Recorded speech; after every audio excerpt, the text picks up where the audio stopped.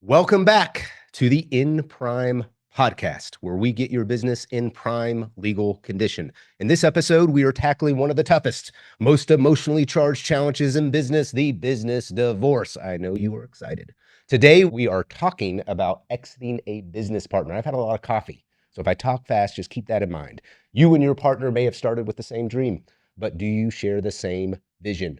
We're going to discuss the warning signs of misalignment, how to have the hard conversations without blowing up the company, and the legal mechanisms of how to cleanly buy someone out so you can scale for your exit. My name is Jonathan Page, and this is my co-host, Chris Canellis. We are M&A attorneys by day and therapists by night. Honestly, with the amount of partner disputes we mediate, we should probably start charging for the couples therapy. And today, we have a very special guest with us. This is someone who has achieved multiple eight-figure exits. They have been in the trenches. They have navigated the complex partner dynamics and successfully scaled for massive enterprise value. Charlie Cichetti, welcome to the show. We are thrilled to have your insight on this. Charlie, tell us a little bit about you. Thanks, Jonathan. Thanks, Chris. I love podcasts, first of all. So thanks, guys. We're here in Atlanta, Georgia Tech grad. Then I got into commercial real estate development, and then really scaled my green building companies. You guys know that because you helped me exit those a couple years back. So just kind of became an expert in the built world, but also how do you make a building a green building? I've recently parlayed all that into our tech startup, and we're scaling Schema right now. And we actually graduated the same month at Georgia Tech. Yeah, we didn't even know each other. We didn't know each other then. I was off getting my business degree, but working construction. I think you were doing some tough math equations, something like that. But yeah we didn't know each other back then. That's right. Yeah, now we have AI to do the tough that's right. math equations. So I don't have to do them anymore. Got me out of that job. But awesome. We were very, very excited to have you. And today is a difficult conversation that a lot of business partners have to have, right?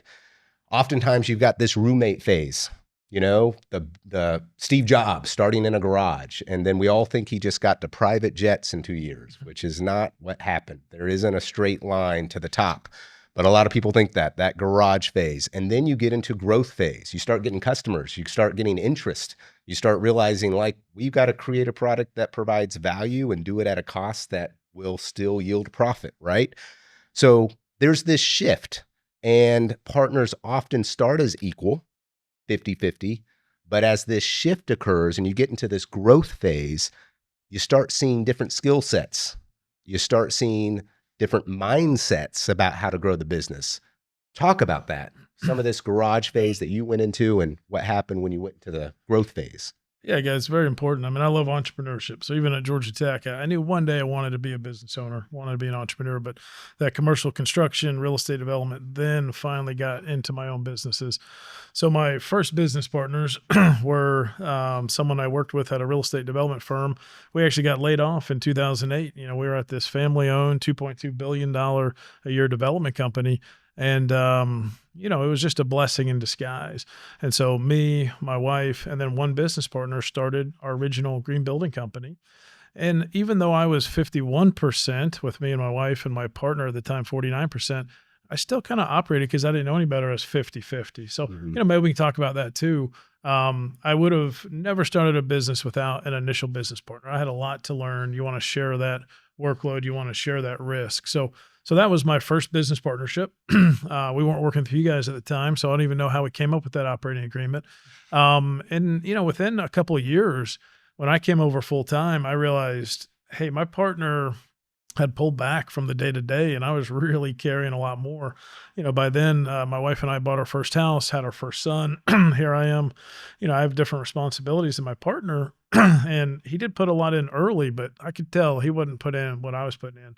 So I came to him and I said, look, I quit, and he said, whoa, don't do that. We got something good going on.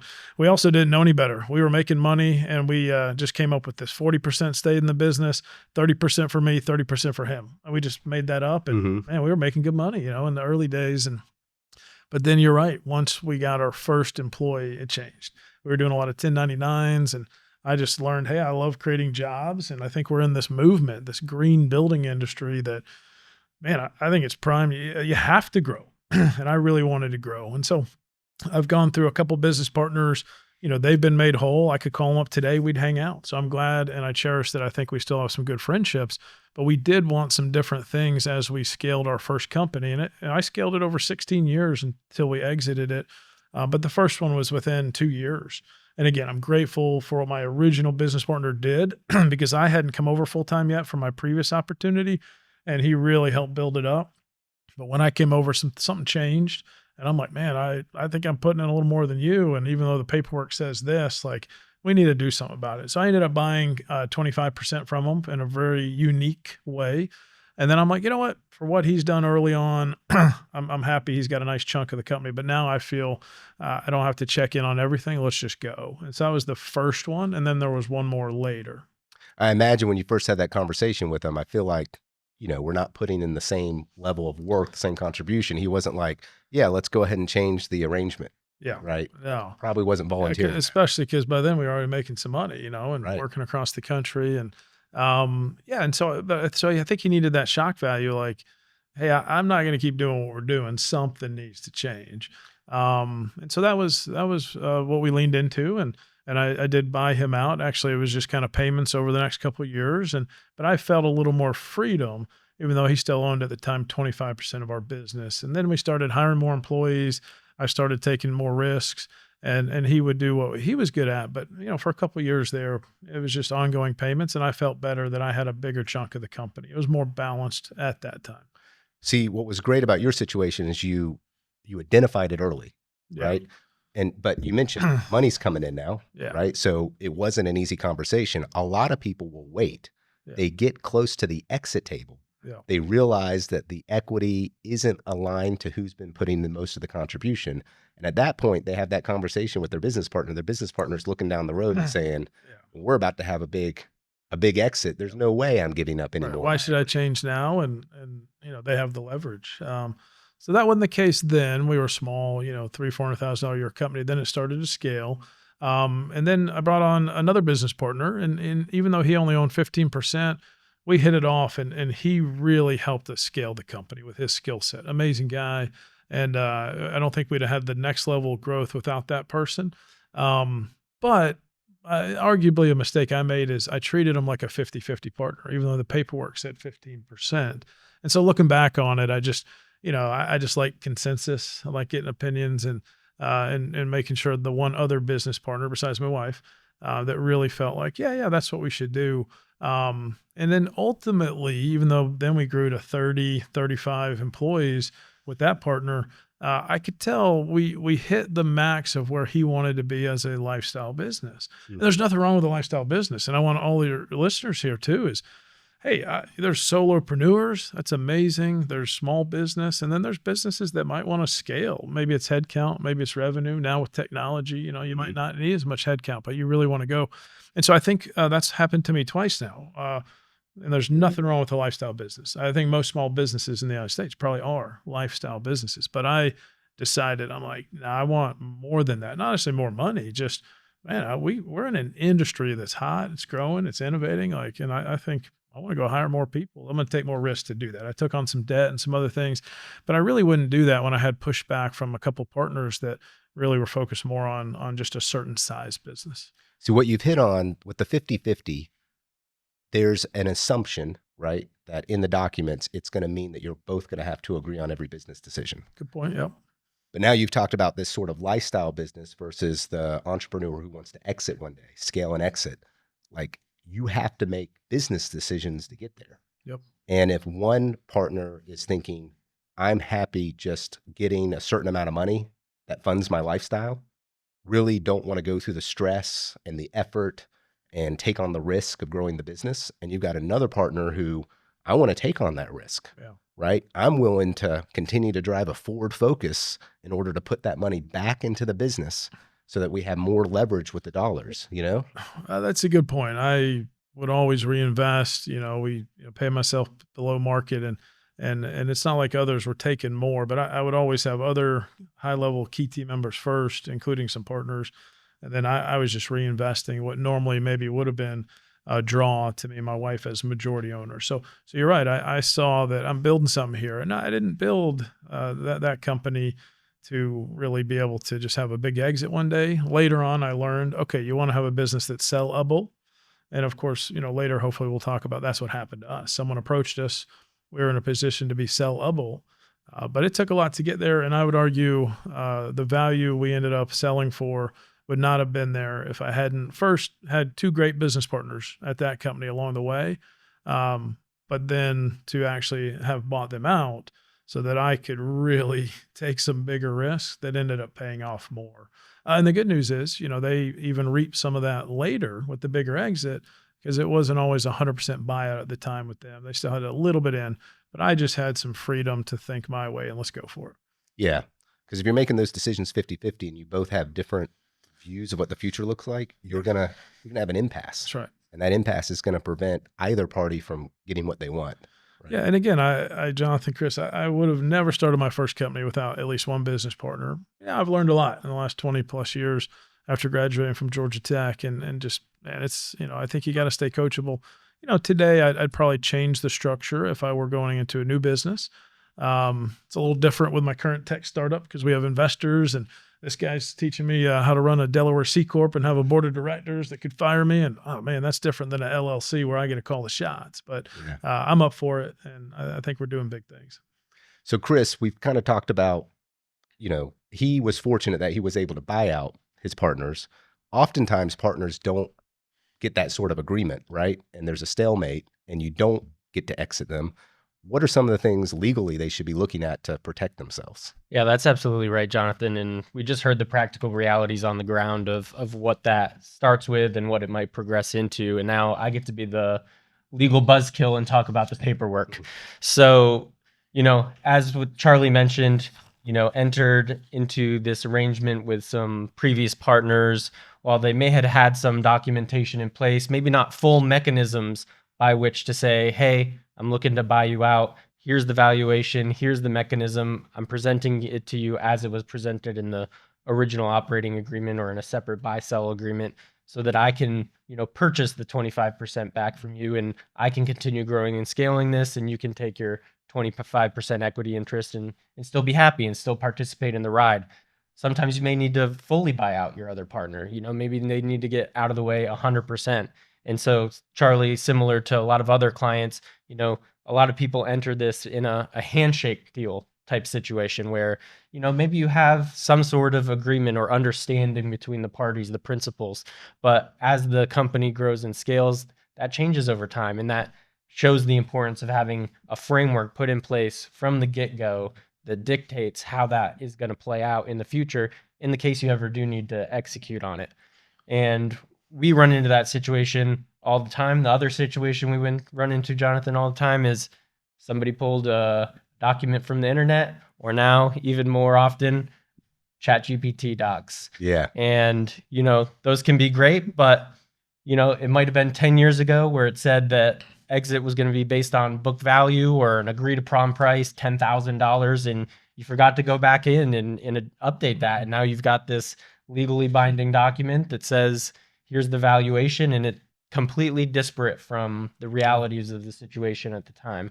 And so this is one of the most critical documents in that you can put in place for your business to ensure that if you do run across these situations, you have a legally binding mechanism to buy out the partner or sell your equity interest if you're the exiting partner and you don't run up into litigation. One of the outcomes in a deadlock scenario with a 50-50 partner in Delaware is legal dissolution. The court could effectively say, you guys can't agree, we're not going to resolve this. Your company's dissolving, and then you're just selling off your assets instead of, continue to grow and scale that business to an exit. I had that happen to a friend of mine actually in New York. They had literally a 50-50 legal doc, and they had an amazing offer to sell, $26 million. And the other partner killed the deal. And next thing you know, things changed. That buyer went away, and they ended up dissolving the company. I mean, crazy. Their liquidation proceeds would have been nowhere near what they would have received. There's no good value. And that's what happened. They liquidated for, I think, $4 million. And it's like, yeah, wow, just couldn't agree. And a little bit of it was ego got in the way. My friend was going to stay on and run things. The other one was going to be out of the business, and just didn't like that. My friend was going to be the one that was going to be chosen to stay on and run when the larger private equity rolled them up, and just couldn't live with that. Even at the last minute, my friend said, "Hey, why don't we give you a little more?" And it wasn't enough, and it killed the deal. We have two situations active in our firm right now. Obviously, we can't get into the details, but one is a telehealth company where it's two owners, 50-50. They've had several potential buyers. We've been at the table every single time that the buyers come to the table, and one of the partners just keeps killing the deal.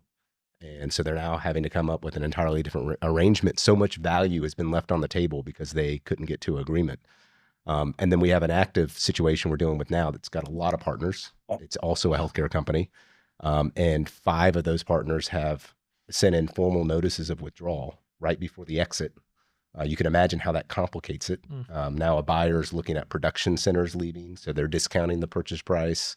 And the buyers are doing this, the partners who are withdrawing under the operating agreement are doing this for leverage, right? They're trying to negotiate some hefty settlement payments to get them out of the way. It's crazy. And so we're having to kind of navigate this fragile situation, hopefully keeping the deal on track, which I think we'll be able to. But the people who are selling the company, they're under a tremendous amount of stress. I'm on the phone with them daily, talking through the situation and trying to navigate it for them.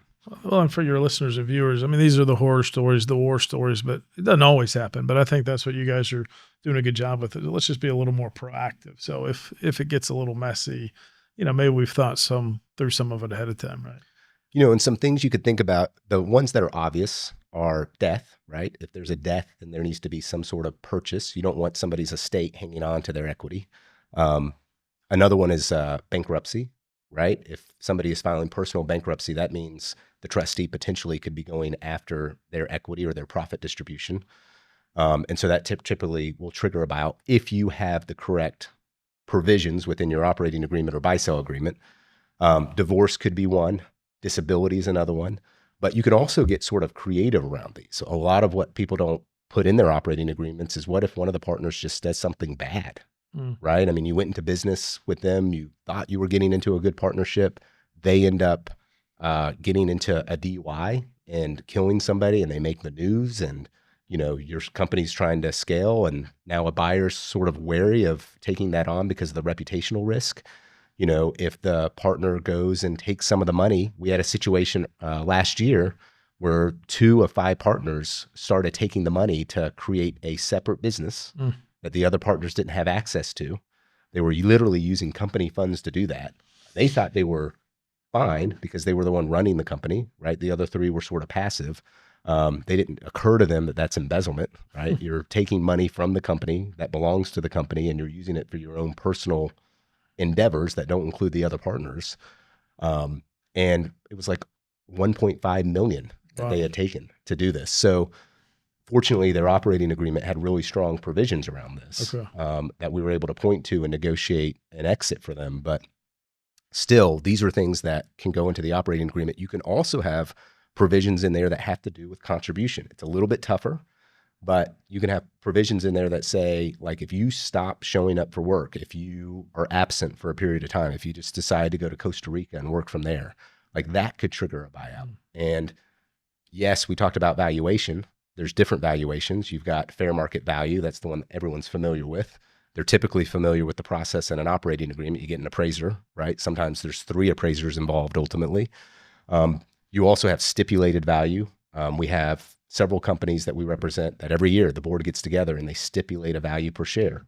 And then you have these other formulas that may be more in alignment with your industry than what a fair market value would do. So that formula is in there. Sometimes it's a multiple of EBITDA.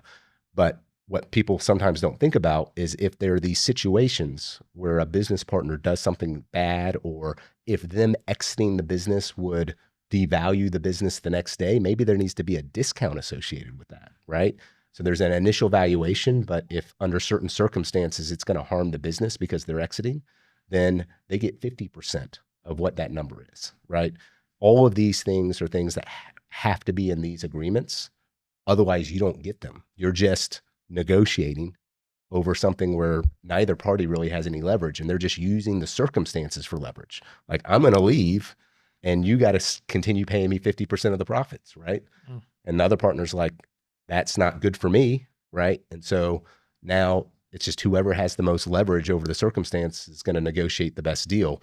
You want to try to avoid all that and get a really clear agreement in place from the beginning. Or if you don't have one in today, that needs to be a priority for Q1 of this year. Let's get an agreement in place with my business partners.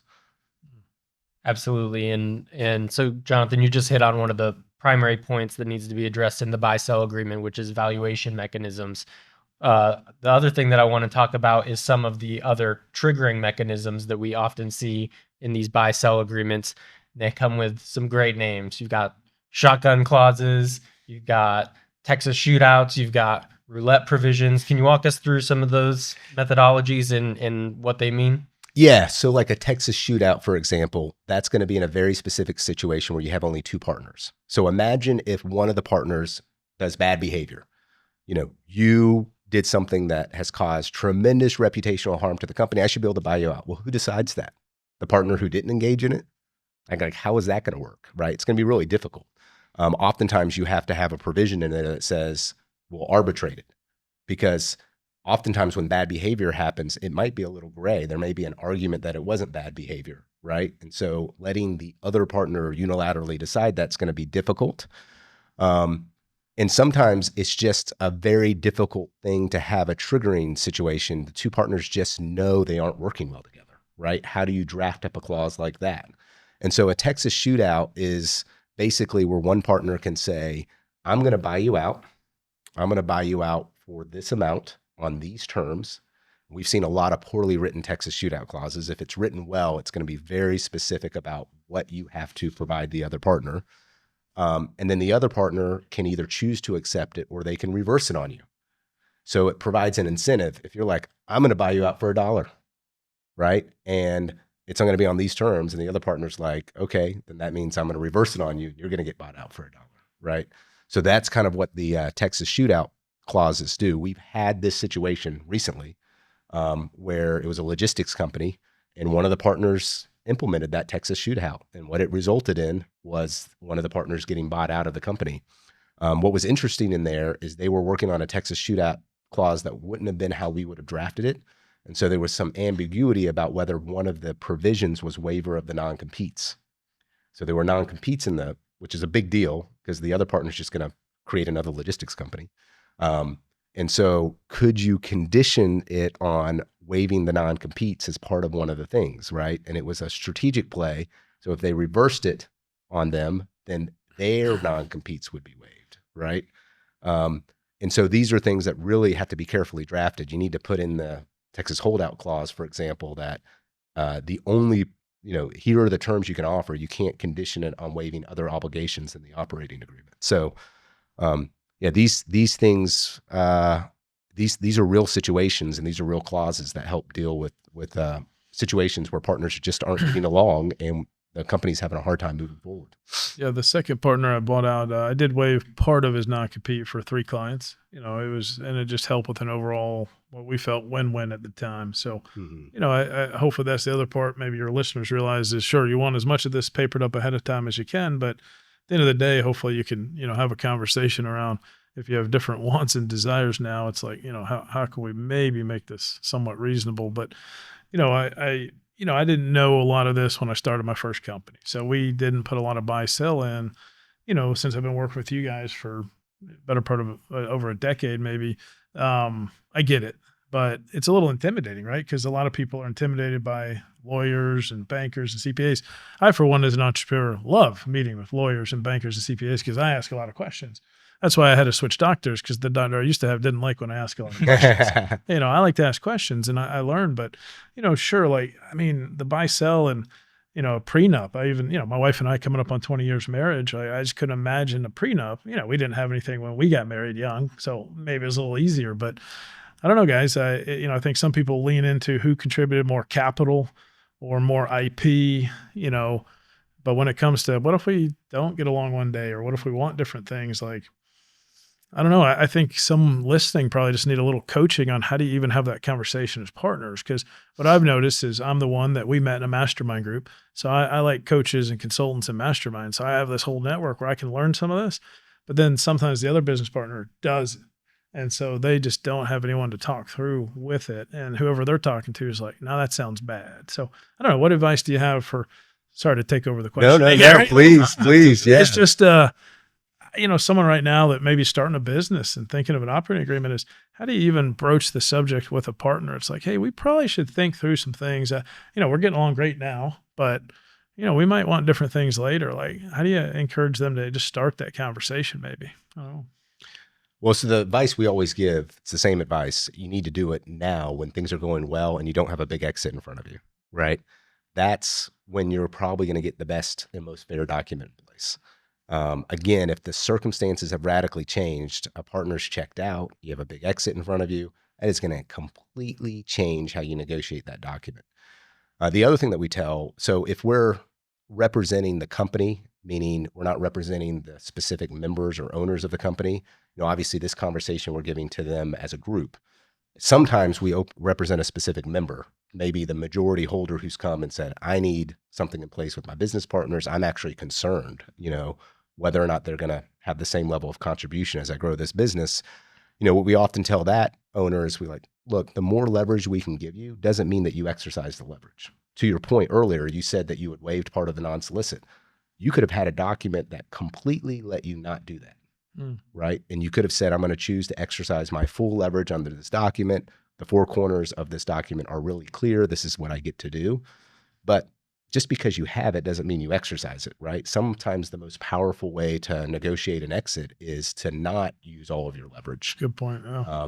And to, that way the other partner feels like, yeah, they could be enforcing that against me, but they're listening to me. They understand that circumstances have changed. Because the reality of it is, even if you try to get it right now, the circumstances are going to change. It's not going to be perfectly in alignment, but it's going to be better that you have sort of a baseline, especially if it protects you. Yeah. And then you can choose what pieces of it you're going to really leverage and what pieces of it you're going to be willing to say, yeah, at the time, I know we have a non-solicit, but these 3 customers, I'm fine if you take them, build your business off of it, we'll carve it out for those specific customers. At least you had something to offer. To the viewers and listeners, that's one reason I've always enjoyed working with InPrime is, I've always hired you and your team as representing the company.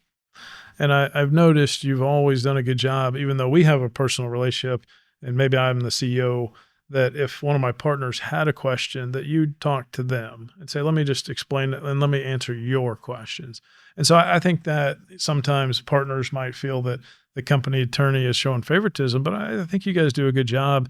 And anyone watching too, just, that's what I've gotten here is, you realize for the good of the company, let me answer this person's questions. And I think it's just really proactive because it's going to make a lot of people nervous, Yeah. Yeah. I think circling back on how to approach the conversation, we always also recommend having it at the beginning because cooler heads prevail, right? You can approach it rationally, logically from where you are and where you guys are anticipating on scaling. Once you've gotten to the point where friction has already started or real dispute has already begun, now you're dealing in emotions. We recently went through this with one of our clients who was working to exit a business relationship with a family member, actually, and they didn't have any written buy-sells in place, and it was very, as you can imagine, with it being a family member, extended family, but family, it was very emotionally charged, and at that point in time, logic fails. You can't be as rational, and so we were really having to coach him through.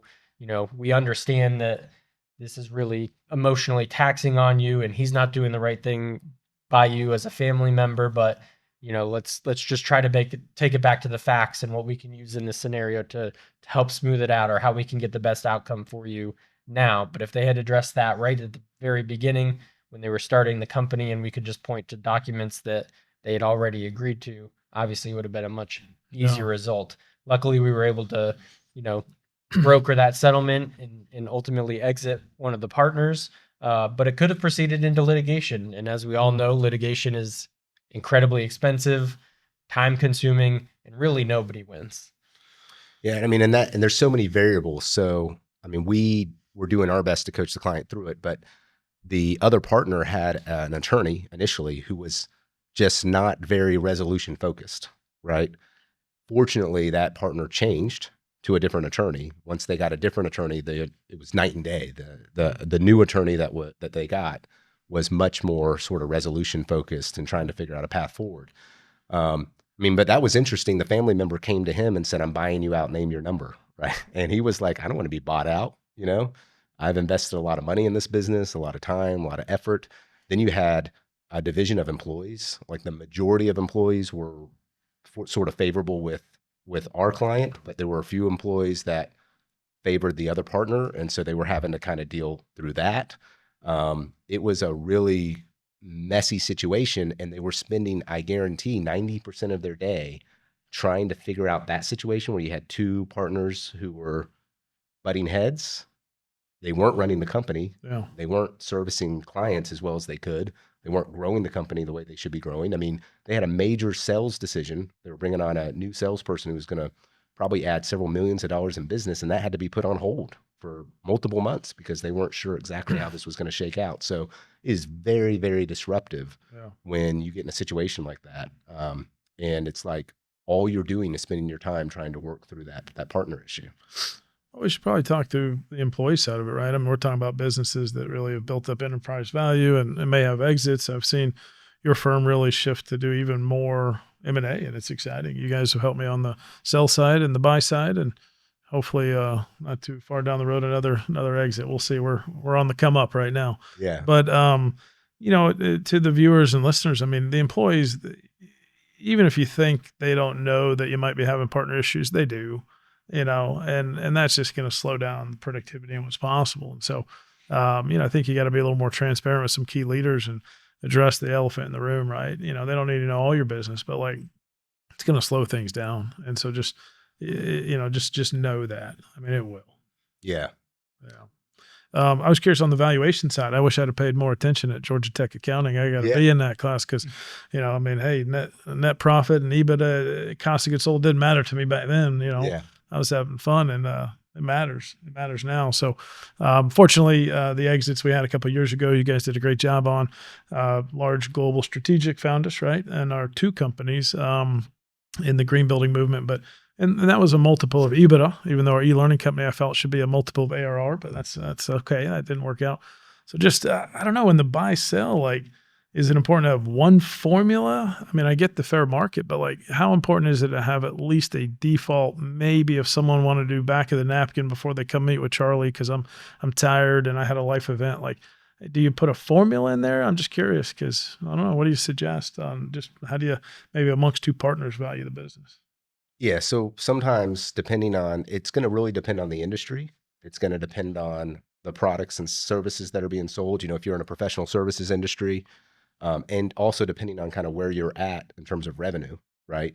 In a professional services industry, it probably is a multiple of EBITDA. But if you're in like a SaaS product where you probably don't have much EBITDA because you're continuing investing and restructuring, but you're kind of adding all of this reoccurring revenue on an annualized basis, maybe there's a multiple of ARR there that you would put into the agreement. So the formula can change based on the industry, based on the company, based on the size of that company within that industry.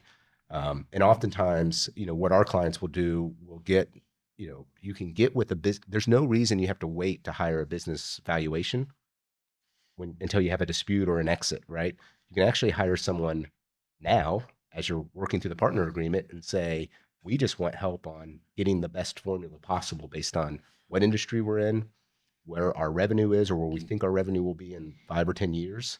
That would be a really good exercise for somebody to do. Oftentimes, though, people will just do fair market value, and it'll be very kind of based on the IRS guidelines and how they calculate fair market value.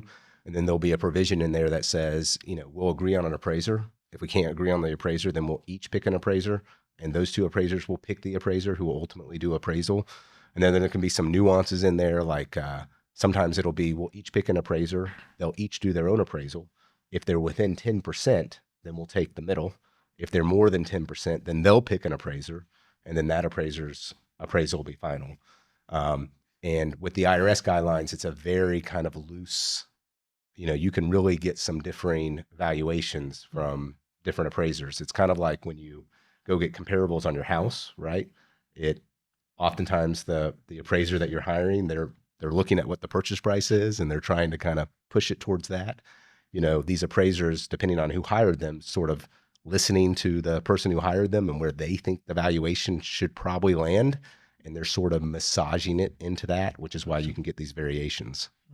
And I think one thing that we're honing in on and is important to note is that these are highly bespoke documents. As we've mentioned here, you can custom tailor these to your specific needs, to what you are looking for. And so it's really important to sit down, have those conversations with your advisors, with an appraiser, with an accountant, with your legal counsel, everybody involved, so that you can really get that document to reflect exactly what you're looking for, because you can customize it in a million different ways or more to fit your needs. So another, oftentimes one of the things that you might ask is, how do I know if I've got a good partnership, right? And there's a document we're going to provide to all the listeners. It's called the Partner Alignment Checklist, right? How do you know if you're aligned with your partner? I think there's 4 things that are critical to that. The first is you have to ask the question, do you share the same core values, right? And core values are like behaviors. It's the ethics of business. And there can be a lot of leeway between business ethics, right? And so when you get to tough decisions, are you and your business partner basically going to kind of come to the same place, right? Is it going to be screw those people, we're going all in? Or is it like maybe the core values are around, peacemaking? We're going to figure out how to move forward because I don't want to waste energy fighting with somebody, and I'm not saying one's right or wrong, but I'm just saying that there needs to be some alignment, because once there's a core value impasse, once there's a conflict in core values, that can escalate very, very quickly to a partner dispute that then is consuming all of the energy of the company. Core values, absolutely critical that there's alignment there. The second is what I would call the mission or the purpose. And when I think about mission and purpose, I'm thinking about what is the contribution that your products or services provide to your marketplace? Like, what good does it do, right? In my opinion, every business, if it is a legitimate business that is a valued business, its whole purpose for existing is to make somebody's life better in some way, to increase their life in some way. I've got a laptop in front of me, right? I purchased this laptop because the laptop is going to provide benefits to me that increase my life. It's going to let me get my work done quicker. It's going to let me do things, do more with what I need to do. Like everything that you do, you had green building companies, right? You were providing a specific service that was lowering their energy cost, that was allowing them to be more sustainable. Like it increased their life.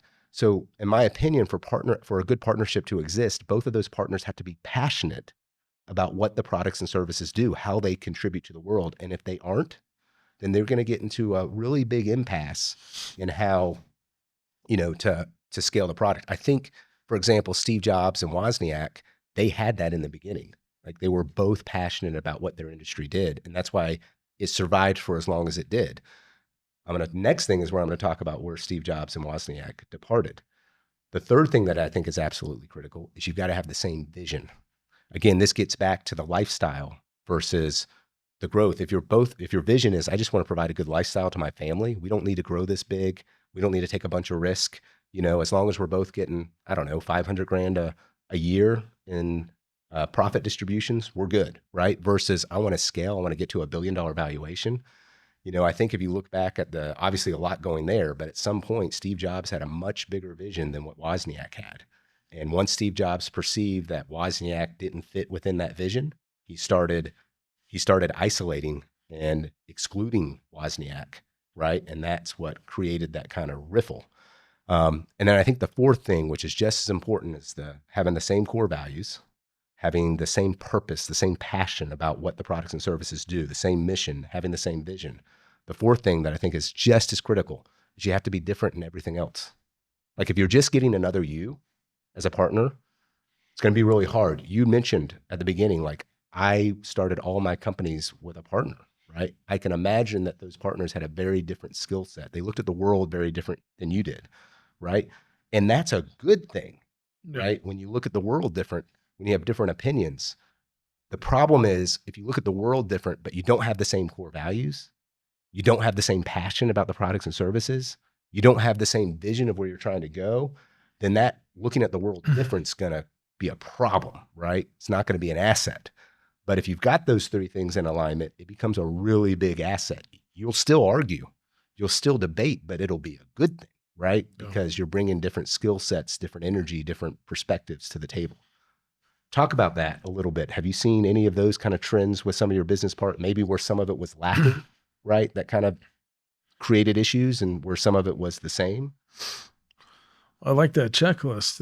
Wish I'd had it early. And, to the viewers too, maybe just getting going with a business, just, you hear mission and vision and core values, but it's true. It's just, if you hadn't really had to think on it or test it, you don't realize how important the things you are, when you're reading those business books as an early entrepreneur. So I'd agree. While I still feel I had a lot of trust and some good core values with my business partners that we ended up moving on. Yeah, you hit on it, kind of vision. And it's going back to earlier. I just really wanted to scale a company. I think we were in an industry that you almost have to scale. And if you don't, then you're going to get passed by. And I think in our industry, there's a lot of companies that got to about 20, 25 people. And I would argue, man, it's tough to break through 25 headcount. You become a different company. And then we did, but we really didn't until we changed a little bit here at the leadership side. So I think it was more on the vision. I think the core values were there. We did, luckily, especially in the green building movement, all have passion. Like every single employee and all my partners, we had a lot of passion around what we're doing. So yeah, I think it kind of like the Steve Jobs analogy, just once it got to, well, where are we going to go now? Right? What got us here won't get us there. You hear that? Like that's where the rub was. Yeah. So that's what stands out for me in those two situations. And probably a lot of the listeners, like when they pick their partner, that is probably the one thing that they agree on is the same purpose, right? They're probably both passionate. Sometimes we got 3, 4, 5 partners that get together. That is probably the one thing that they see. And that's why they but they stop there. Yeah. They're like, oh, we're all passionate about this product and service. So let's start this business together. They don't really think through. They don't really like trying to find a core value alignment is an exercise. It's not something you're going to have a gut about. You got to see people in action to know really what their core values are. Well, and we're in this virtual world now. I mean, my partners, we started with in-person relationships, right? So doesn't mean you can't have partners now. Like my co-founders at our tech startup, right? We're in 4 different major cities. It's a little different. So I think the core values, but with with just the vision there too, the one I want to go back to is passion. Like, make sure you're not starting a business. Sure, you want to begin with the end in mind, and maybe one day we'll sell this, and it's gonna, maybe create a wealth opportunity not just for us, but hopefully our employees. But don't be just a hired mercenary. Like if you don't care about what we're building, what we're doing, our service, our software, like that's a big problem. Don't be just a hired mercenary trying to make some money out of it. So luckily, so far that hasn't been the case in my scenarios. So I want to turn legal into a strategic advantage. Chris, usually people will start by calling the lawyer when there is a partner dispute, right? Now they're having a dispute. Let's get some lawyers involved. And then at that point, as we've discussed, it's really hard to resolve that dispute. We do it all the time. And oftentimes the legal fees are just massive. So you start thinking, who's winning here, right? The lawyers, right? They're the ones that are billing by the hour. We saw that as an issue. We knew that businesses really need to be proactive with their legal services. And so we created this monthly membership program where a company becomes a monthly member of our program. And our kind of focus is building a strong legal foundation. So maybe you can get into some of the things that we're looking out for and why we felt this pivot from hourly billing to a monthly membership program, really for a lot of the reasons we've discussed today, is a better outcome for our clients.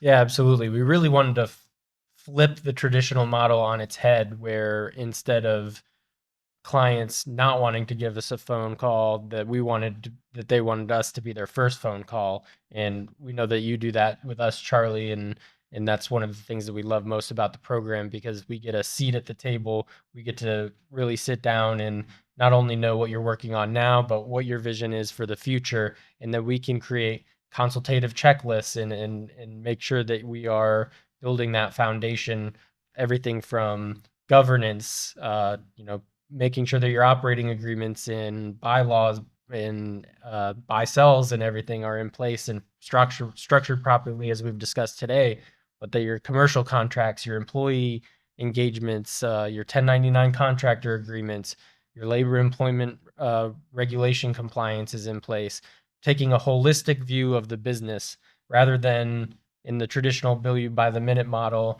You might send one particular task over to an attorney, and then maybe you have to send a different task over to another attorney. This really brings it all in-house, all with one team that's seeing the whole vision, seeing the whole picture, and can combine all those pieces, make sure you're on a steady legal ground.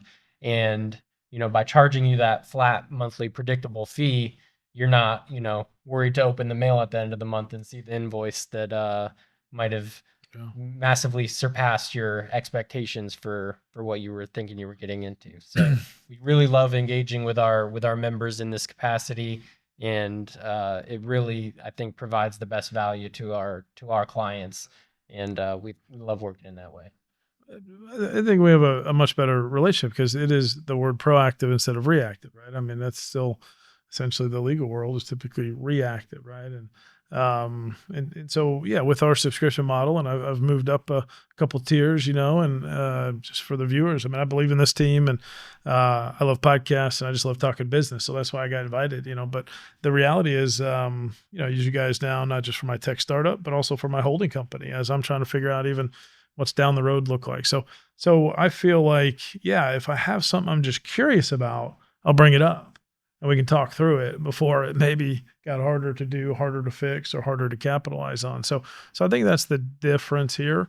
If I rewind before we were getting ready for our capital event a couple of years ago, you're right. If we got on one of our CLO calls, right, our chief legal officer calls, and even though I was only 50, 60 employees, like, man, I had a chief legal officer. That's pretty cool. I don't know if you guys know, we literally put you on the org chart if we were chasing big proposals and stuff. It's like, that's what we got, But even if we didn't have new topics, your team does a good job of saying, well, why don't we redo that handbook? It's been a little while. Or why don't we look at this? Or, you have to have prompt questions. Life's about asking great questions. So just know that in our relationship, I think we're more willing to be a little more proactive and have your team work on some things that I might not think is important, but it probably is a little bit important there. So, and then of course the last 2 years have been crazy, preparing for all the due diligence, with the strategic, going through that, acquisition.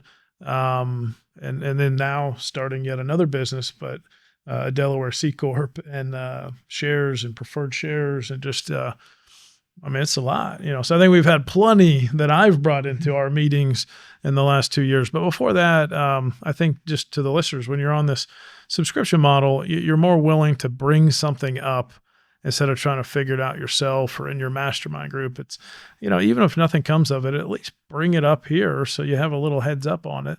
Every now and again, I might call or text you late at night and be like, hey, this thing just happened here, but it's okay. I don't mind sending that. I feel like, you guys are invested here. So it's worked for me, and I would highly recommend it. So you've had 5 companies in our membership program. Oh man, don't tell my wife that. Just for your listeners, every company I start, my wife gets a new dog, and so you get a new. And when we sold 2, I'm like, well, how does that work? But yeah. So we've had a few business units, and one of the things I think that is a struggle, a lot of people will hire the big firm hourly rate, and then they're upset because it takes 2, 4, 6 weeks to really get their project across the finish line. But I wouldn't necessarily fault the hourly firm for that. It's because of the way the engagement is struck. The incentive is only to bring issues when they're like active issues. And if it's a real active issue for you, it's probably an emergency, or it's urgent, or like, hey, we just got this contract, we need to get it revised because this is real revenue that we're trying to book for next month, right? So we need this back in 2 days.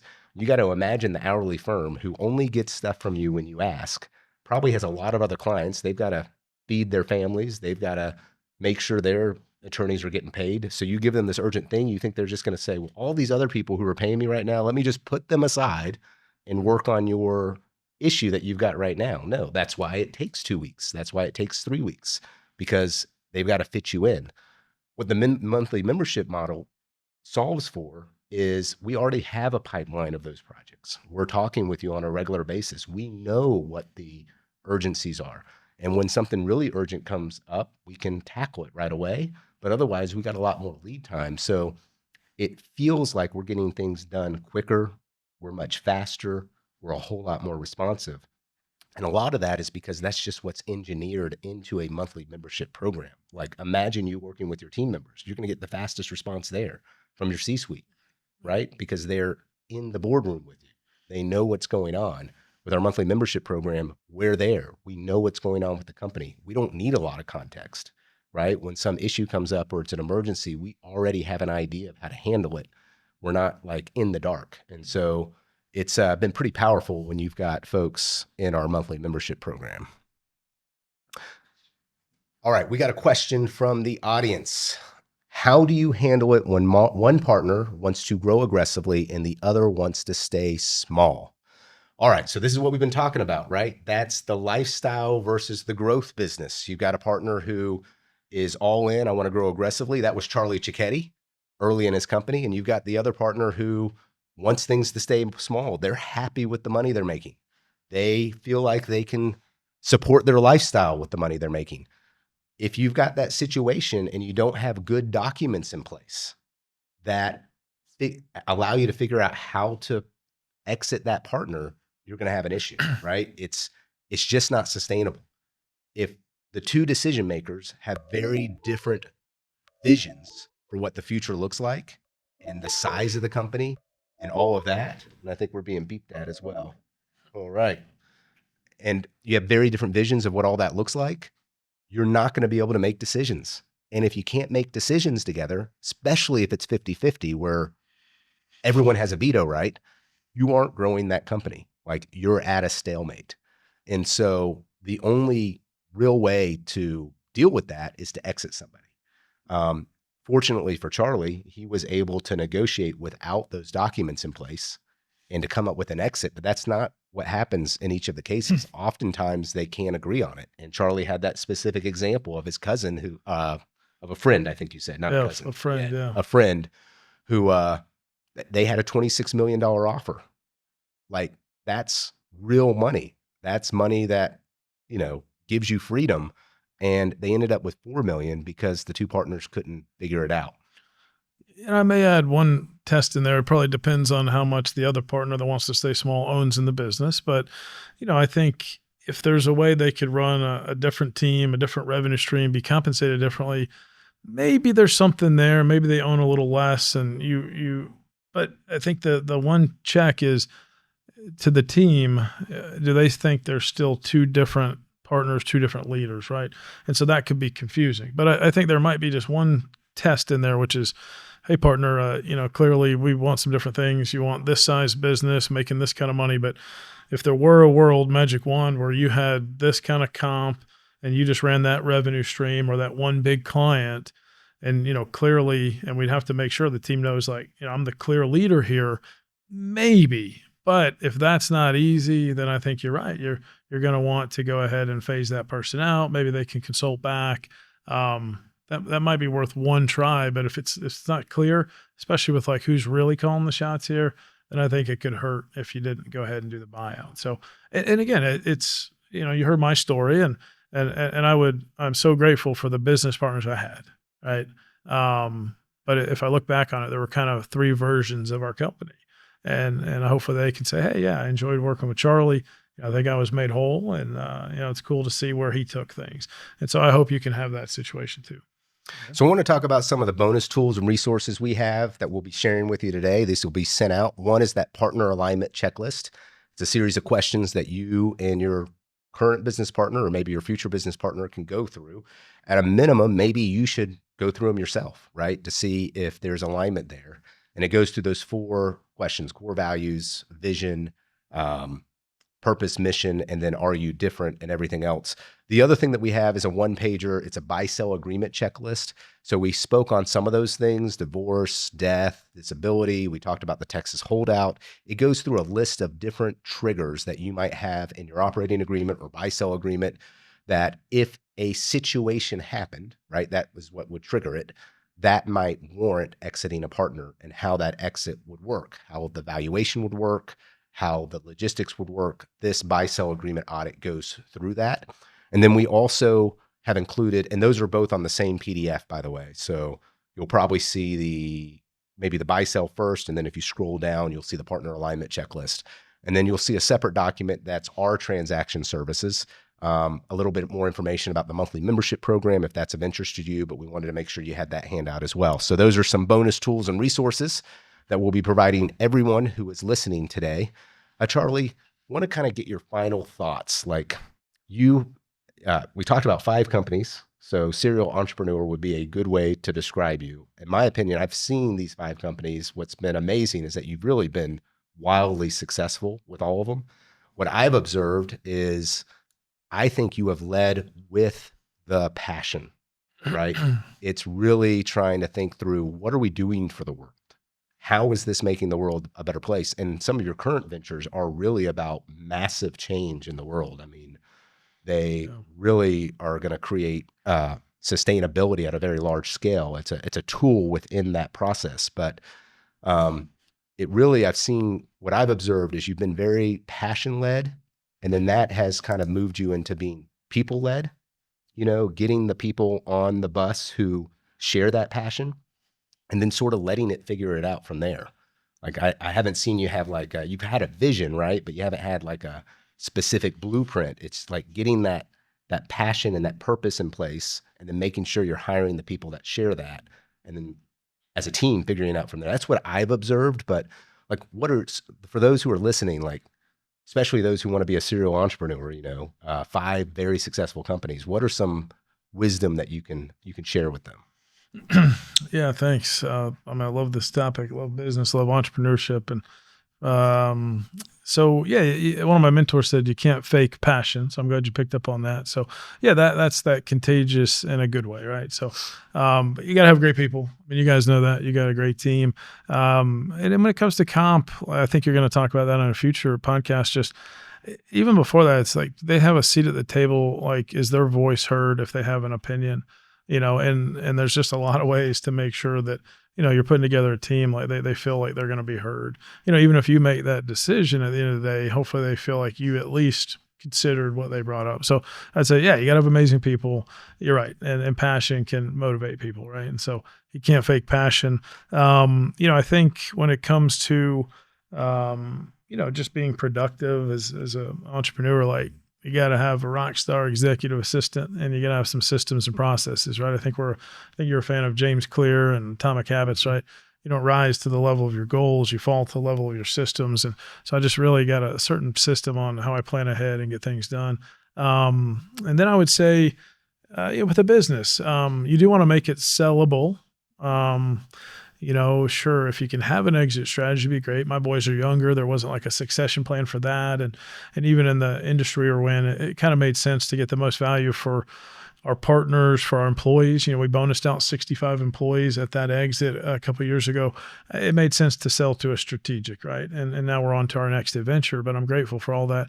But to those listening, and I've seen some friends in my mastermind group that might have sold, made a bunch of money, but they lose their identity and they get bummed out, right? They might have a bunch of money, but they lost their identity and they feel like overnight.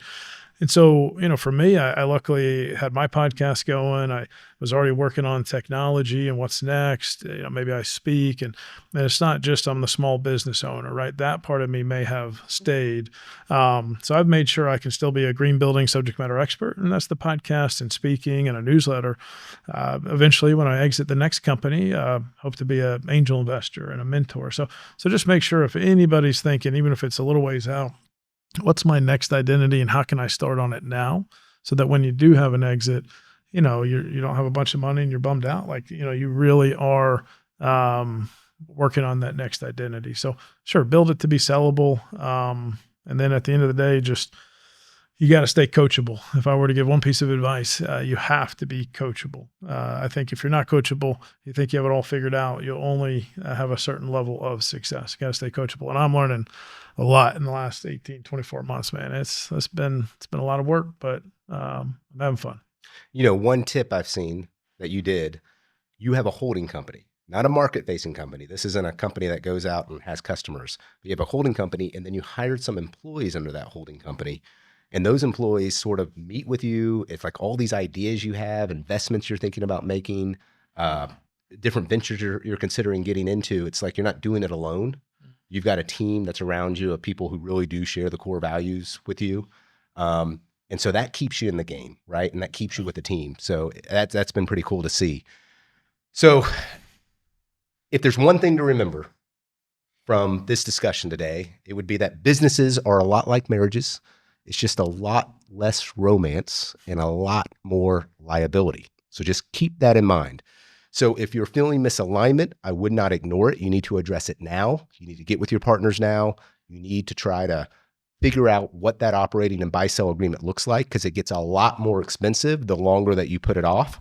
You need to have those hard conversations. And I want to let you know that this series is going to continue. Our next episode will land in next month sometime. There will be a date and time that will be emailed to you. I do not have it in front of me, but we will be shifting gears to the engine of your company, incentive compensation, how to get your employees to row in the same direction. So we'll be talking about how to get your team rowing in that same direction, why phantom stock might be better than giving away the actual equity in the company, and how to lock in key employees so they don't leave you before you sell.